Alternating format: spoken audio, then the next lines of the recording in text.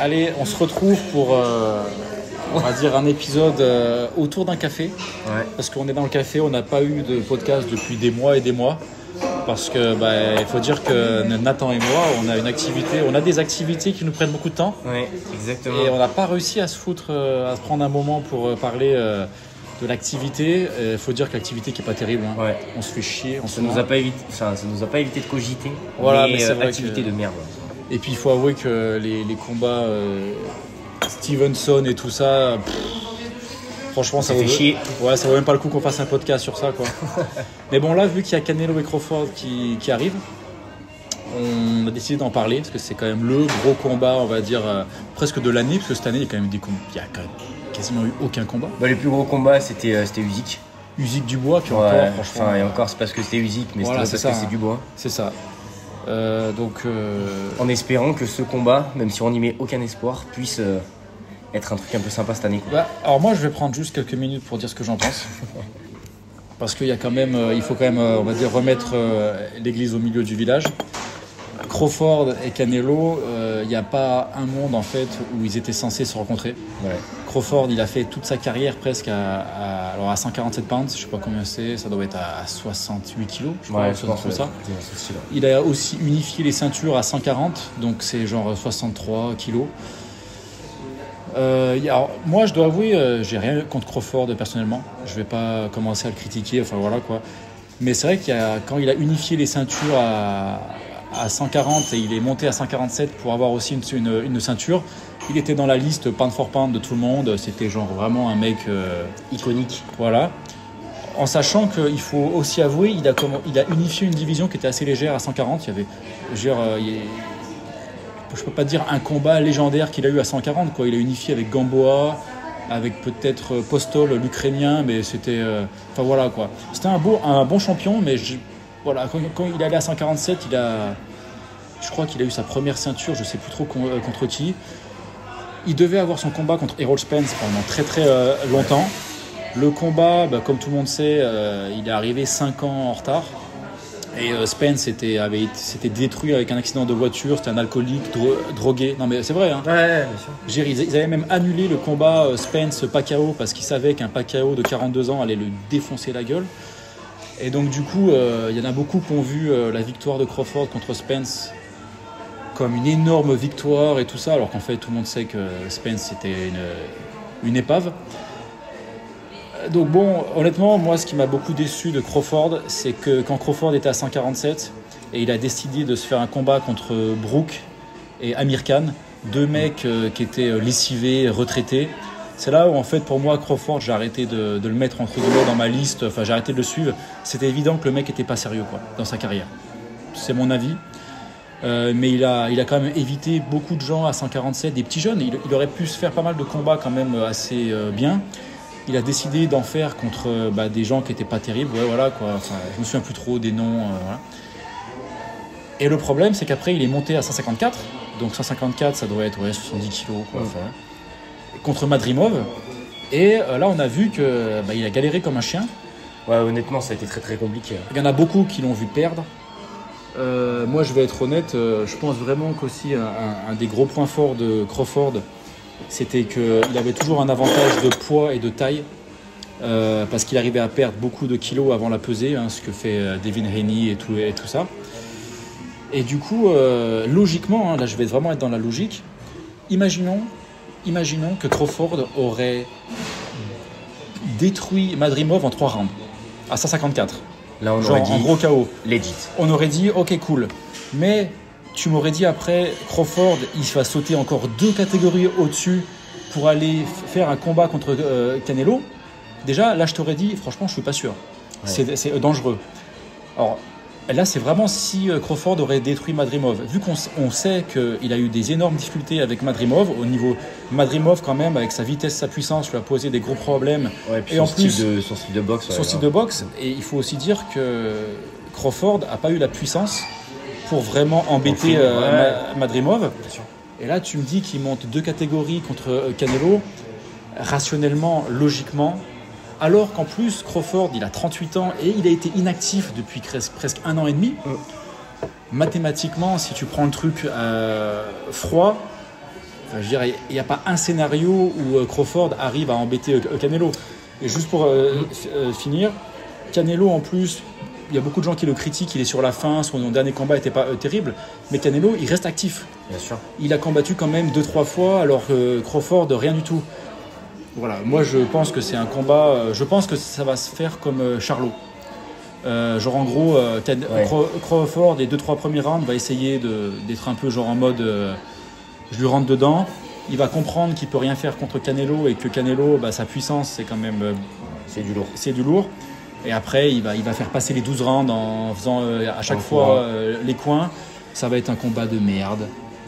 Et après, les juges, et ben voilà quoi. Les juges, on ne sait pas aujourd'hui. C'est mon avis, voilà. De toute façon, aujourd'hui, on voit bien que c'est un combat, tu vois, pour que ça passe sur Netflix, c'est que c'est un combat qui... Ah oui, c'est sur Netflix. Ouais, qui va passer sur Netflix, donc c'est quelque chose qui va être diffusé sur grande échelle. C'est souvent les combats qui sont pas les meilleurs, honnêtement. Là, pour le coup, vu ce que Madrimov avait fait, on peut se poser la question de ce que ça va donner. Est-ce qu'il va aussi courir sur le ring comme il l'a fait contre Madrimov, ou est-ce qu'il va essayer de rentrer un peu plus en percussion et se faire démonter, alors ça c'est encore mon point de vue, mais par Canelo. Là en plus, ce qui est marrant, c'est que j'entends beaucoup de gens dire mais Canelo va se faire défoncer. Enfin, je comprends pas. Il y a une bulle Crawford en ce moment qui est incroyable. C'est assez incroyable, alors que Crawford, ça fait longtemps qu'il n'a pas livré de performance où vraiment on le sentait très très très bon. C'était contre Errol Spence. Et Errol Spence, encore une fois, il était détruit. Et tu aurais la date à peu près, ça date de quand? Errol Spence, ça date de 2 ans et demi, je crois. Donc, de toute façon, c'était Errol Spence.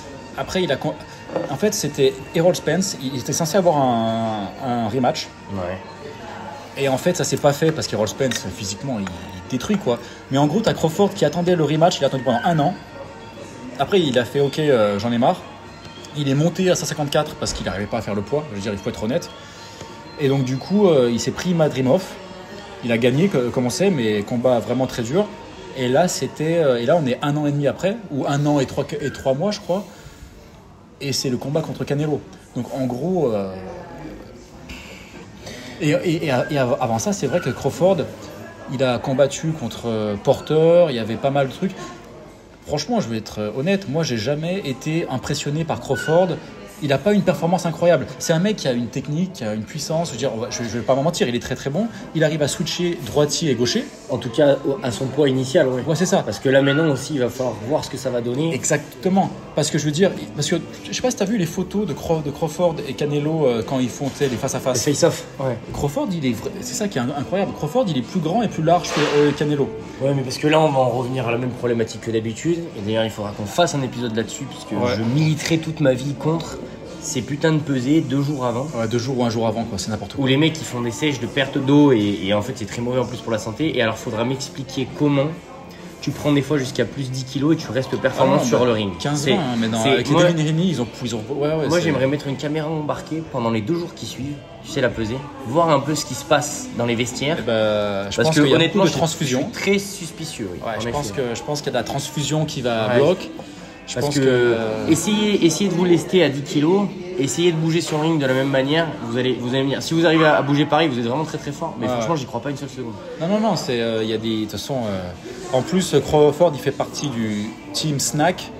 Snack, pour ceux qui connaissent, c'est l'entreprise de Conti qui s'était fait choper pour avoir dopé plein d'athlètes et ça a été reconnu.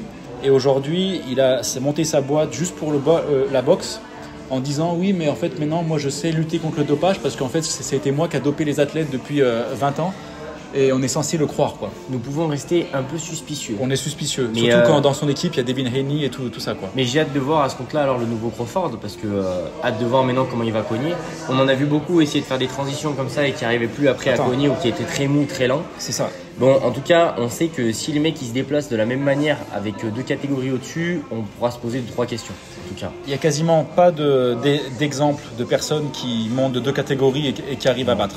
À part peut-être Pacquiao, quoi. Et puis là, on parle de 2 catégories qui sont vraiment très espacées. Oui, et c'est 2 catégories. Mais c'est pas genre, c'est pas Crawford, il monte de 2 catégories pour choper le champion de. Non, c'est Canelo. Ouais, c'est exactement ça. Canelo, parce que tu vois, même un mec comme Mguya, qui est peut-être un peu plus gros que Canelo, qui est quand même un. Ouais. Je pense que Mguya, il tape plus fort que Crawford Ouais, je pense à aussi. 68. Et je veux dire, si Crawford il arrive, parce qu'on a vu des vidéos de Crawford qui faisait de la muscu avec des bons bras et tout ça, Crawford il a peut-être arrivé genre en mode ouais je suis balèze et tout, je me suis bien mis pour avoir la masse pour essayer. Je veux dire, quand tu es au corps à corps avec Canelo, Canelo il a une explosivité telle que je veux dire. Ouais, puis c'est pas Golovkin. Hein. Crawford, c'est pas Golovkin. Non, Et c'est pas Golovkin. Bivol. Et c'est pas Bivol non plus. Donc Ouais. à un moment donné, il va falloir aussi prouver. Alors après, moi, je sais pas. En fait, les mecs te font presque te poser des questions sur ce que tu penses tellement ils ont l'air sûrs d'eux, tu sais. C'est vraiment, tu lis sur Twitter, mais Canelo va se faire enfoncer, c'est la fin de Canelo, Crawford va gagner. Franchement, Comme si Crawford était encore en pleine ascension, alors qu'en fait, il a franchement- 38 ans. Et puis son dernier C'est combat, ça. honnêtement, son dernier combat, c'était de la merde. C'était de la merde. Quand tu regardes le dernier combat de Canelo, alors vous allez pouvoir dire qu'il a pris un peintre en bâtiment, ok, mais ça s'est fini en combien de rounds? Ah non, le dernier combat de Canelo, tu sais, c'était contre le mec qui s'appelle Skull là. Ouais. Il a couru pendant 12 rounds. Ah oui, il a couru 12 Et, rounds. Ouais, et au bon, final, on a vu ce que ça a donné. Le Canelo, il avait pas un hématome sur le visage, là, Ah bah il non, était non. défoncé. Non, mais l'autre, le mec a couru quoi. Voilà. Après, C'était ridicule. tu sais, pour moi, c'est du même acabit que quand Inoue il fait un combat, tu sais que si c'est contre un mec qui est charpentier, ça dure 3 rounds. tu vois. C'est ça. Bon là, les mecs courent un peu autour du ring. Canelo, il a plus l'âge pour courir. Tu sens qu'il s'en bat les couilles. Il a une technique de boxe maintenant qui est C'est beaucoup ça. plus posée, beaucoup plus calme. Donc il court pas après. Mais voilà, tu sais Non, que... et Canelo, ça fait partie de ces boxeurs, on va dire un peu old school, où les mecs, quand ils vont sur le ring, c'est pour se la mettre. Ouais, je suis d'accord. Et donc Canelo, tout son style est basé sur on se rentre dedans. Et aujourd'hui, on ne sait pas pourquoi.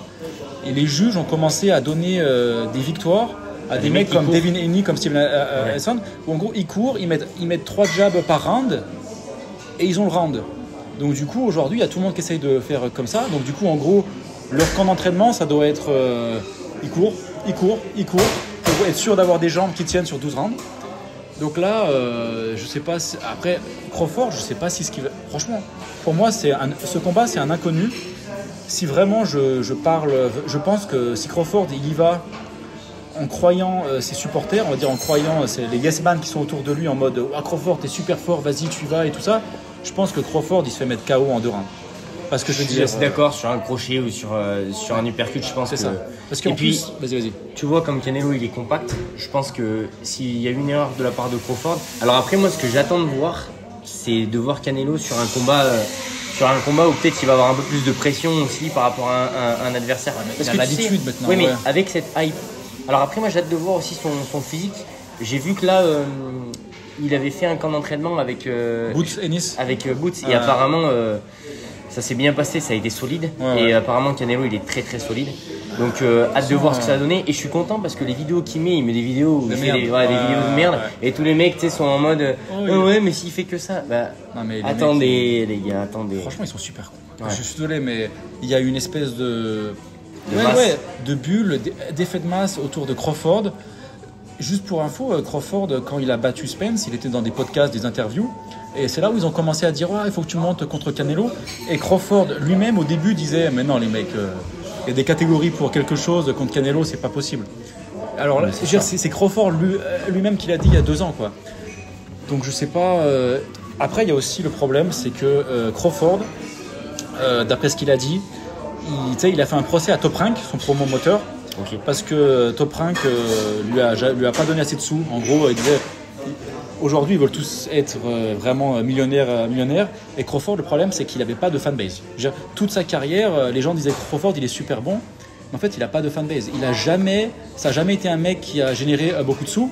Même Bob Arum de Top Rank a dit putain, Crawford, par rapport à ce qu'il nous rapporte, on le paye beaucoup trop. On a perdu tellement de sous avec Crawford qu'avec les sous qu'on a perdus, j'aurais pu m'acheter une maison à Malibu. C'est ce qu'il a dit. Et je suis sûr que c'est vrai. Parce que c'est vrai que Crawford, il y a tous les pros qui disent ah oui, il est super bon. Mais en fait, comme on dit, il n'a pas des combats incroyables. Et les gens payent pas, donc du coup, il est millionnaire, hein, mais bon, je crois qu'il a 10 gosses, Crawford. Donc là, c'est chez Al-Ashik. Al-Ashik. C'est Turkish Al-Ashik qui a dit Crawford, moi je t'aime bien, je te donne 40 millions contre Canelo. Donc du coup, en fait, ce combat, c'est évident que c'est que pour la thune.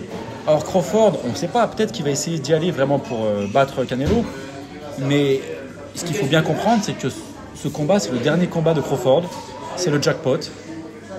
Et en fait, de toute façon, ils cherchent tous à avoir un combat contre Canelo. voilà, c'est ça, c'est ça. Tous. Donc, à un moment donné, on sait que ce qui va se passer, ce sera de la boxe. Et le meilleur boxeur gagnera. Donc ça, c'est un peu une phrase à la con. Mais pour moi, quand je dis ça, c'est que je pars du principe que le meilleur sur le terrain, ce serait Canelo.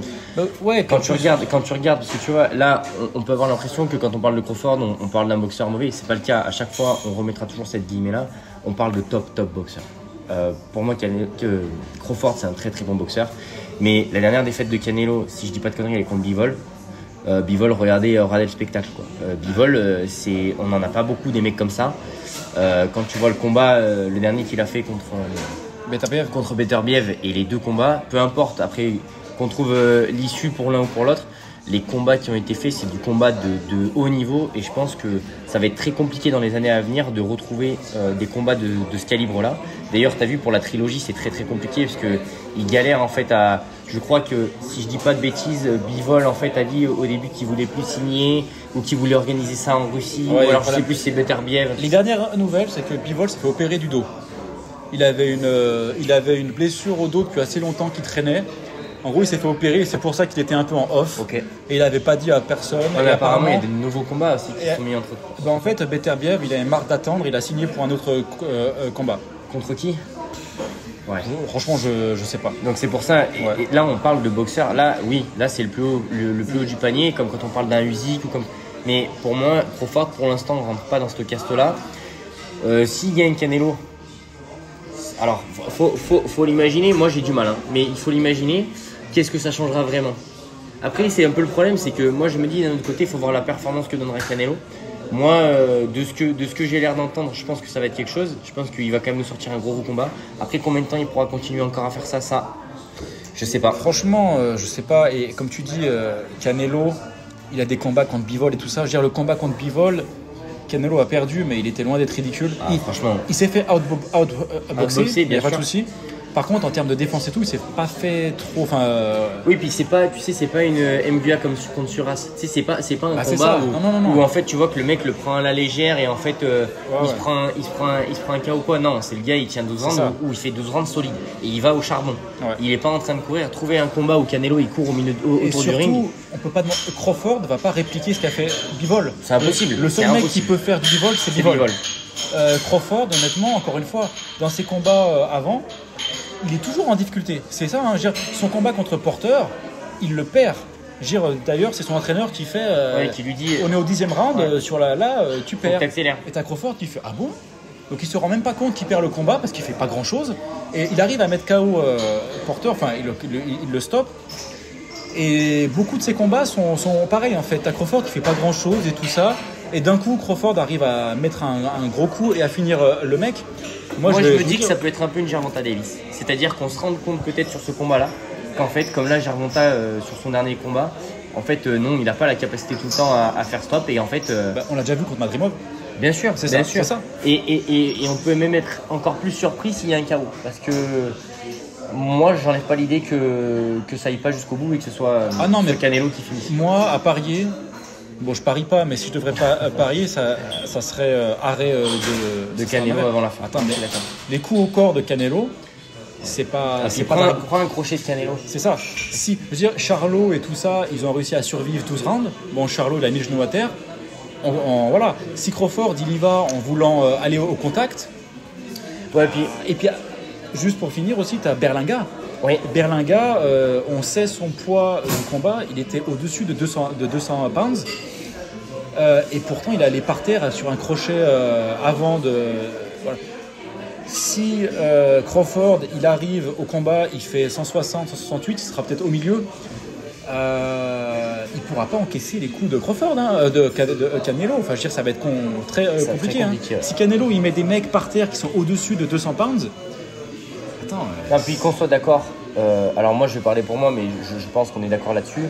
Pour moi, un combat de boxe, c'est deux mecs qui sont là pour boxer. Ça veut pas dire qu'il faut se mettre des mandales et qu'il n'y ait pas de mouvement d'esquive ou quoi. Mais pour moi, un mec qui tourne autour du ring, c'est pas un boxeur. Je en prends pour preuve. Ça dépend ce qu'il fait, mais c'est vrai qu'il faut qu'il rentre dans le temps. Comment il s'appelle putain, ton boxeur préféré, Lomachenko. Lomachenko, c'est pas un gars qui court autour du ring, c'est un gars qui se déplace. C'est très différent. Exactement. Le déplacement et courir autour du ring, ça n'a rien à voir. Si ça fait plaisir aux gens qui regardent la boxe de regarder un combat où un mec court et fait les 4 angles, moi c'est pas mon cas.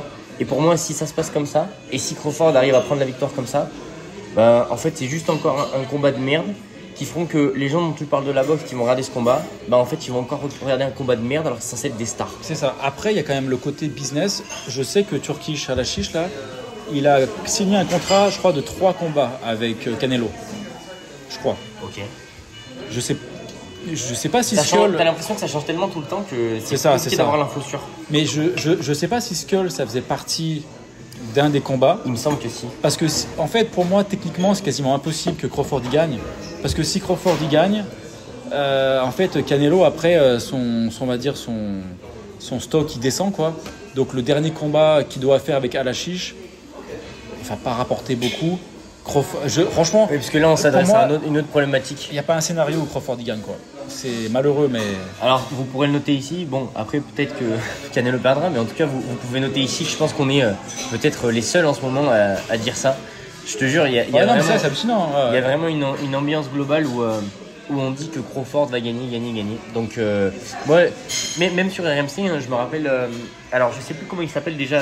C'est un très très bon commentateur. C'est un gars que j'aime beaucoup, mais qui a fait maintenant. Il est parti de chez RMC. Il a fait son Alexandre Herbinet, je crois. Ok, je sais pas. Bon, bref. Ouais.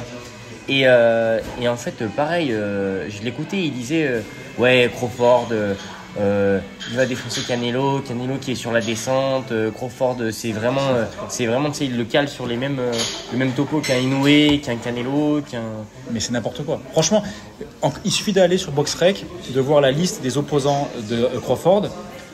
Moi, je vais te dire, attention, ce que je vais dire, ça va être très polémique. Je vais peut-être même être censuré de YouTube. Le problème pour moi, c'est que depuis 10 ans, il n'y a plus trop de boxeurs afro-américains qui sont dans le top 10, dans le top 20. Je suis assez d'accord avec ça. Et pourtant, la boxe, je veux dire, si vous parlez de la boxe à n'importe qui, les gens en tête, ils ont qui? Mohamed Ali, Mike Tyson, Marvin Hagler, Sugar Ray Leonard. Il y avait toujours, Evander Holyfield. voilà, il y avait toujours une prédominance des afro-américains dans la boxe. Et là, depuis 10 ans, depuis, on va dire que Mayweather, il a pris sa retraite. Il n'y a plus grand monde. Ils essayent de nous les vendre. Tank Davis, Stevenson, Eni. Ces mecs-là, il faut quand même avouer, ils font pas grand-chose. Oui. Et Crawford, c'est à peu près, en fait, c'est sur lui que... Parce qu'aujourd'hui, si tu demandes à un journaliste et tout ça, c'est quoi ton top 10 ? Le mec, en fait, il se sent obligé de mettre un afro-américain dans le top 10 parce qu'on est dans une période de diversité, inclusion, mon cul. Et si le mec met pas un afro-américain dans le top 10, honnêtement, sur son Twitter, il se fait défoncer, t'es raciste, blablabla. Et Crawford, c'est devenu le mec sur lequel, en fait, tout le monde le met dans le top 3 parce qu'il en faut un. Et en fait, Crawford, comme je disais, ça fait quand même... Il y a 5-6 ans, moi j'étais OK, hein, c'était vraiment un mec, il n'y a pas de souci. Mais depuis, il n'a pas fait grand-chose. Et aujourd'hui... Oui, et puis t'as des mecs qui font des choses en attendant. C'est-à-dire que là, tu regardes les écoles, parce que on peut se faire aussi un petit point culture. Parce que pour moi, en fait, tout ça est lié à la culture. Regarde la culture américaine il y a 50 ans. Tu la regardes aujourd'hui, tu regardes la population, la manière dans laquelle elle vit, c'est plus la même chose. Non, c'est une bonne chose. Ça veut dire que la condition des Afro-Américains en Amérique a beaucoup augmenté. Hein, je veux dire, c'est ça. Et on en a pour preuve un mec comme par exemple Ryan Garcia. C'est un gars de base, sa carrière. Déjà, c'est un gars qui a un talent de base qui est un peu hors norme. Et qu'est-ce qui s'est passé ? Il a détruit sa carrière. Ouais. Un gars comme Gervonta Davis, tout doucement, il est en train de détruire sa carrière aussi. Contre Jake Paul, on pourra parler ça. Non, mais c'est culturellement, aujourd'hui, quand tu es boxeur aux États-Unis, tu commences à gagner des combats, tu commences à prendre un peu de thunes, c'est fini. Culturellement, les mecs après partent dans les grandes maisons, les grosses voitures. On peut prendre l'exemple aussi de Conor McGregor en MMA qui n'est pas américain mais qui vit à l'américaine de la même manière. Et c'est des mecs après qui deviennent zéro en fait. Lui au moins il a quand même eu une carrière qui était legit. Ouais, mais si tu veux, parce qu'un mec comme Stevenson, sa carrière honnêtement, pour moi elle est quasiment déjà finie parce qu'en plus il a même dit après son combat contre Zepeda, c'est bon là, j'ai essayé d'aller un peu au contact, je me suis pris trop de coups, la prochaine fois je serai beaucoup plus dans la défense. T'as envie de dire, mec, Zepeda, il est à peine dans le top 10, quoi. C'est un après, mec. T'as envie de lui parler d'un mec comme Pacquiao et lui demander alors c'est le même sport, tu vois. Je veux dire, et le mec, il parle de lui comme si c'était déjà une légende. T'as envie de dire, mec, franchement. Il y a encore 2-3 steps, quoi. Et donc, du coup, Pour moi, Crawford, c'est une bulle où tout le monde s'est focus sur lui parce que c'était un peu le seul mec qu'on pouvait placer dans le top 10. Alors après, la question, c'est est-ce que lui-même y croit ou pas? Et puis, regarde, comparatif un peu rigolo, regarde Usyk, le boulot qu'il a dû faire avant d'être considéré et d'être connu un petit peu à l'échelle mondiale. Combien de combats il a dû gagner, combien de outsiders il a dû battre. Le mec qui venait d'Ukraine et forcément qui fait pas trop plaisir. Ouais, c'est ça. Tu regardes aujourd'hui les écoles mexicaines et japonaises qui ont le vent en poupe. Pourquoi? Parce que culturellement, c'est des gens qui travaillent. Et qui, même quand ils réussissent, c'est qui? Tu me parlais, tu sais que tu suivais sur Instagram mais qui met des vidéos donc quand il jardine ou je sais pas quoi. C'était quel boxeur? Ton boxeur. Ouais, Bam Rodriguez. Ouais, Bam avec ses chiens là. Tu vois, c'est des mecs qui restent simples quoi. Ah ouais, et en fait, si tu veux. Il est même chiant quoi. Pour moi. Non mais en fait, moi, je trouve que c'est bien. Sur Instagram, là, 4 stories sur 5, il boit un café avec ses chiens. Et franchement, moi je trouve ça cool parce que c'est ce qui fait que sur le terrain, quand il rentre sur le ring, parce qu'en fait, nous, ce qui nous intéresse, c'est quand il est sur le ring. C'est ça. Et quand il est sur le ring, c'est une machine de guerre. Et on peut prendre l'exemple aussi. Comment il s'appelle ce boxeur aussi putain, qui a combattu contre Madrimov là. Boachuk? Non. Madrimov. Si, mais il est mexicain aussi. Attends, mais récemment? Oui, super récemment, qui a le vent en poupe aussi, il est trop fort. T'es sûr? Parce que Madrimov. Mais sur la carte de Turquie à l'Alchik. C'était Ortiz. Ah, Ortiz. Non, excuse-moi, c'est ça. Ouais, Virgil Ortiz, c'est pareil. Tu sens que c'est des mecs. En fait, leur vie, c'est la boxe. Quand tu commences à ce que ta vie, ce soit les grandes maisons. Après, je critique pas, mais c'est juste qu'après, au niveau de la boxe, faut plus en parler. Tu vois, pour moi, c'est que tu peux faire cette vie-là, il y a pas de problème. Peut-être que moi, je serai le premier, ou toi aussi, mais faut plus nous parler de boxe après. Ouais, mais c'est le mélange de la culture un peu rap, gang style. Je pense qu'il y a eu un gros en boxe. Là, et c'est malheureux, mais ça va pas avec la boxe. Comme tu dis, la boxe. Pourquoi les mecs de l'Est là, ils performent grave? Parce qu'ils viennent de conditions super dures, genre voilà. Parce que je suis désolé, quand t'as Gervonta Davis ou je sais pas quoi, ils disent je viens de quartier dangereux de Baltimore ou je sais pas quoi, tu dis mec, tu viens d'un quartier dangereux peut-être de la première économie mondiale. Donc du coup, en gros, ton quartier dangereux, il est dangereux parce que t'es entouré de connards qui se prennent pour des gangsters. Quand t'as des mecs comme Lomachenko, comme Usyk qui viennent d'Ukraine, un pays tellement de merde qui n'arrive pas à rentrer dans l'Union Européenne parce que c'est un pays, mais genre d'ailleurs aujourd'hui qui est détruit. Tu dis les mecs, tu n'as même pas idée de ce qu'ils ont vécu quand ils étaient petits. Au Japon, il y a quand même une grosse culture du sacrifice et tout ça. Et au Mexique, voilà. C'est pareil. Donc du coup, en gros, il n'y a plus d'excuses. Il n'y a plus d'excuses. Tu peux pas trouver comme excuse. Autant je trouve que l'enfance est un facteur qui va te permettre potentiellement de finir à haut niveau parce que tu es dans une vie quand même assez particulière et la boxe ça peut être un échappatoire. Par exemple, nous en Europe, ce qu'on a moins parce que nous on vit quand même de base dans des milieux beaucoup plus aisés. Mais autant après, quoi. Ce n'est pas une excuse pour dire que tu fais n'importe quoi. Là, on a vu d'autres polémiques. Pour ça, il faut l'éducation, quoi. Et là, tu sais, un Gervonta Davis, tu vois ce qu'il fait, qui s'amuse à rouler sur des femmes enceintes et tout ça, tu dis en termes d'éducation ça doit pas être optimal quoi. Ouais, puis pour moi c'est des arrivistes, c'est-à-dire qu'en fait ils pensent qu'ils sont déjà arrivés alors que quand tu regardes un mec comme Usyk, il reprend des combats, il reprend du bois derrière, il lui remet une tartine. Et c'est dommage parce qu'un mec comme Davis, on peut pas aller contre le fait que c'était un amateur super. Moi c'était mon boxeur préféré il y a peu de temps mais à un moment donné tu peux plus accepter certaines choses et ça dépasse même l'ordre de la boxe et pour moi les meilleurs boxeurs, c'est ceux qui font preuve d'humilité. C'est ça. Et un mec comme Crawford, je pense qu'il reste dans la catégorie des mecs respectables. Ouais. Le problème, c'est que... c'est qu'après, quand on parle vraiment de boxe, est-ce qu'il y a le palmarès nécessaire? Après, c'est encore des discussions un peu de bar, dans le sens où qui sera le meilleur, etc. Mais on est au bar, là, donc il n'y a pas de souci. Donc ça marche nickel. Mais donc tout ça pour se dire que, voilà, à un moment donné, il faut, comme tu disais tout à l'heure, remettre l'église au milieu du village. Et Canelo, c'est pas un gars qui vient de commencer la boxe. Il faut mettre un peu de respect aussi sur son nom. Et je trouve que c'est un peu bafoué. Et ben moi, c'est pareil. Et pourtant, Canelo, je pense qu'il a assez de sous. Il n'a pas besoin d'être respecté plus que ça. Mais là, je trouve qu'il y a beaucoup de gens qui lui crachent dessus. Ah mais attends, j'ai vu un tweet où les gens ils demandaient s'ils trouvaient qu'il faisait partie des meilleurs boxeurs. Je veux dire, si lui il n'en fait pas partie, je veux dire, il en reste plus beaucoup. Exactement, derrière. C'est ça. Je veux dire, si tu enlèves Canelo. Non, et puis en plus, Crawford, pour revenir sur Crawford. Le problème, c'est que je trouve que lui-même n'a pas été sérieux par rapport à sa carrière. Comme j'ai dit avec Brook et Amir Khan, s'il serait sérieux, il resterait à 154. Et à 154, c'est une catégorie là qui est superbe. Boachuk, Madrimov, Ortiz, il y a le mec, je ne sais plus son nom, le mec d'Europe de l'Est qui a défoncé Team Tzu. Enfin, c'est vraiment une catégorie qui pourrait être super excitante. Et Crawford, là, de sauter 2 catégories pour aller se battre contre Canelo, il montre qu'il est pas sérieux, c'est pour la thune. Donc je vais pas lui donner plus de crédit que ça, parce qu'il le C'est mérite surtout pas. qu'en plus, on a des comparatifs de boxeurs qui, eux, ne fonctionnent pas comme ça. Tu prends un mec comme Inoue. Inoue, c'est un gars, il prend n'importe qui tout le temps. Inoue, tous les 3 mois, il combat, quoi. Je Et, veux dire, et tous les 3 mois, il combat un des mecs qui est dans sa catégorie. Ou alors. et les mêmes mecs qui disent Crawford, ils disent Inoue, il a rien fait. T'as envie de dire, Ouais. mais vous pétez un Non, câble, c'est les une mecs. folie. C'est une folie, surtout quand tu vois les adversaires qu'Inoue prend. Et le pire, c'est que quand c'est censé être justement des plaquistes, alors qu'en plus là-bas, il n'y en a pas des plaquistes. Non. Souvent, les mecs qui font de la boxe, quand même ils ne sont pas dans le top mondial, c'est des machines de merde. Et ben à chaque fois, il les prend au bout de 3 rounds, c'est plus. C'est ça. Voilà. Et même contre Cardenas, il s'est fait mettre par terre au premier round. Pas de Ok, problème. ça arrive, c'est la boxe. Après, franchement, je crois que le combat, il va sur 7 rounds.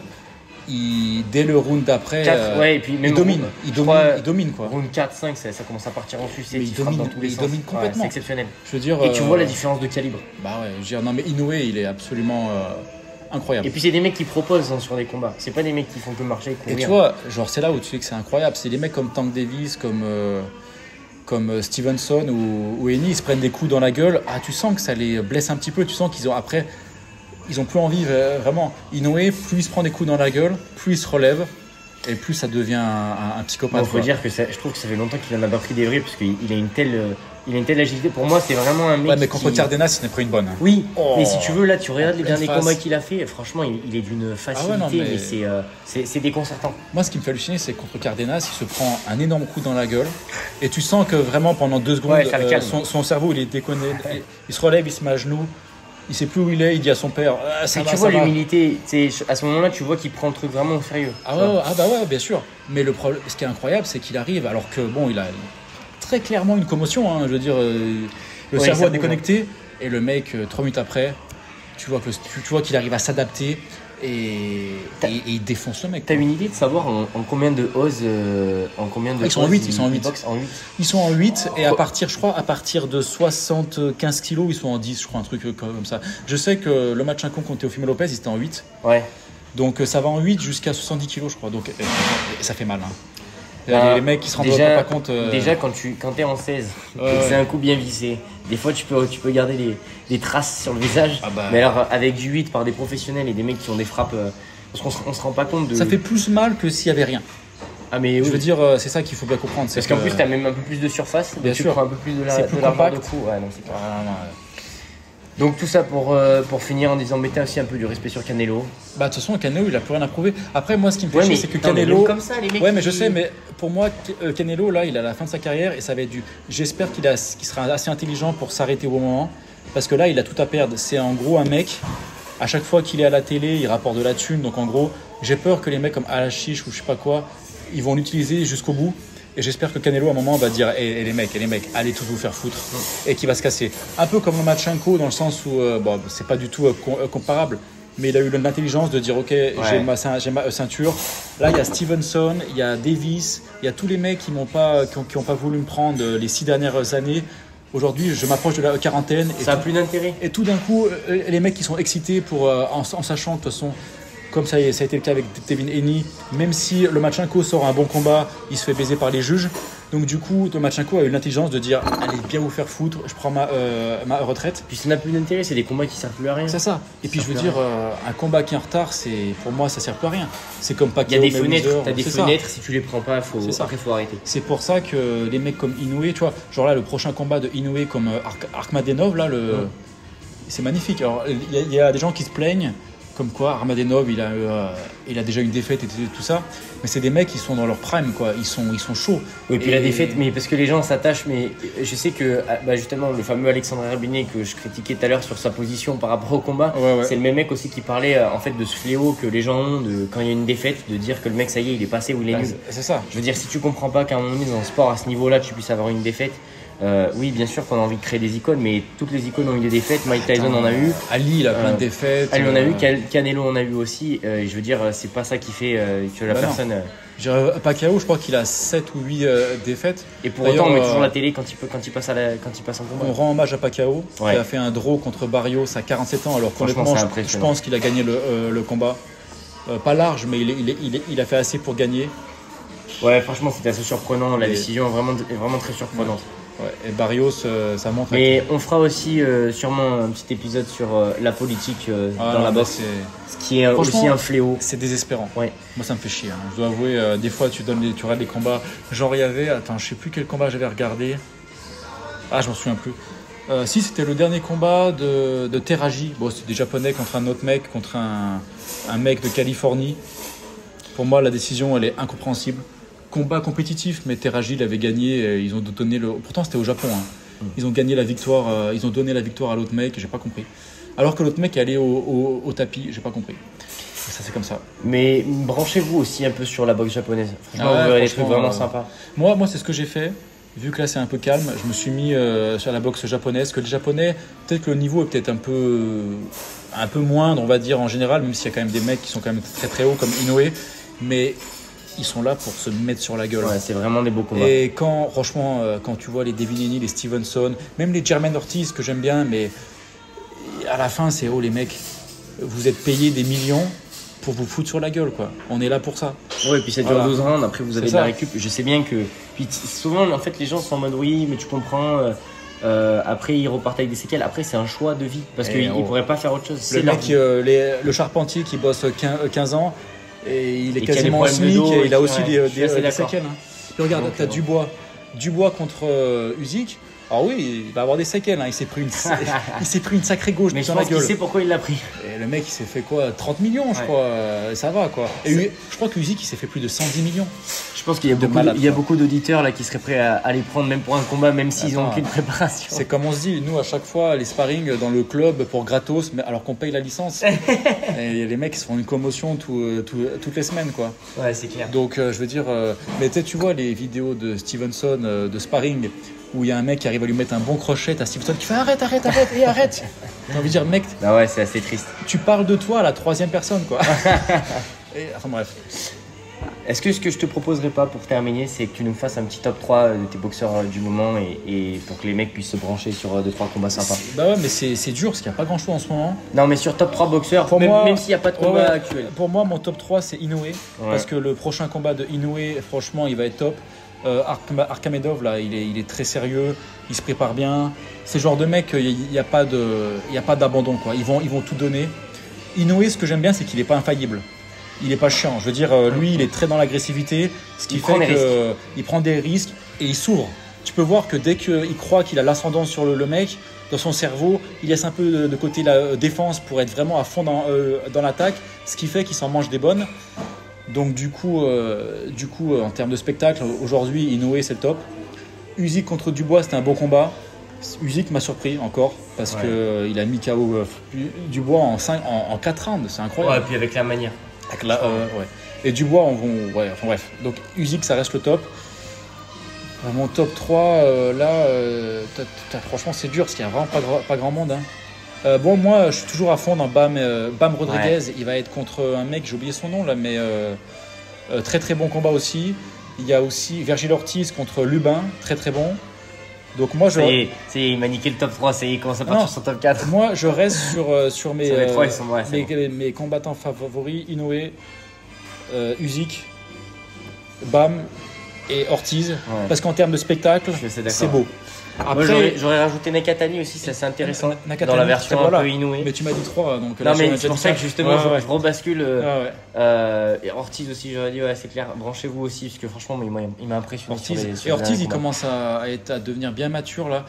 On sent qu'il s'est calmé un peu dans son style, donc c'est très très bon. Ouais, et puis techniquement, et puis même au niveau des déplacements, c'est vraiment une je pense qu'il faut juste qu'il arrive à avoir un combat. Parce que tu vois, c'est n'importe quoi. Un mec comme Ortiz, il est toujours pas champion du monde. C'est pas qu'il devrait l'être.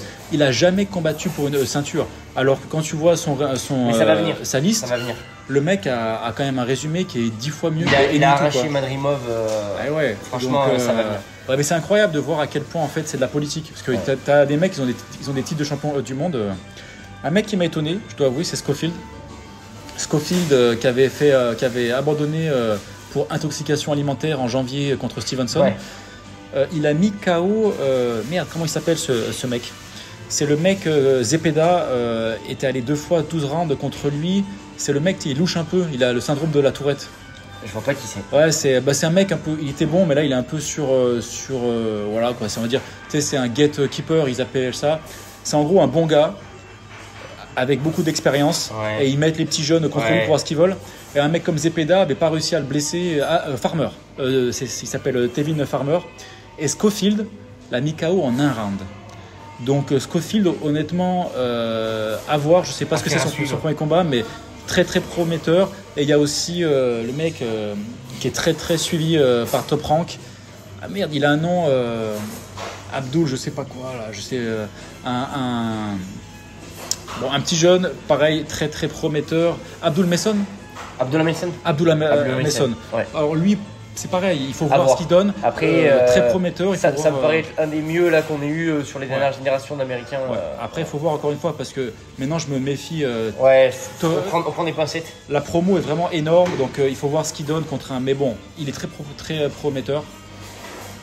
Et sinon, il n'y a pas grand chose, il faut dire. La boxe, elle est un peu vide là, ouais. Bon, branchez-vous boxe, les gars. Branchez-vous combat à l'ancienne. Mais heureusement qu'il y a les Japonais et les Mexicains. Ouais. Enfin, les Mexicains et les Latinos aux USA. Parce que c'est vrai que les Bam Rodriguez, les Vergil Ortiz, ils ne sont pas mexicains, mais on va dire. Ouais, mais pour moi, ça fait partie de la même comme caste. ils disent, ils sont de héritage mexicain. Bien sûr, la même culture. Voilà, ouais, un héritage mexicain.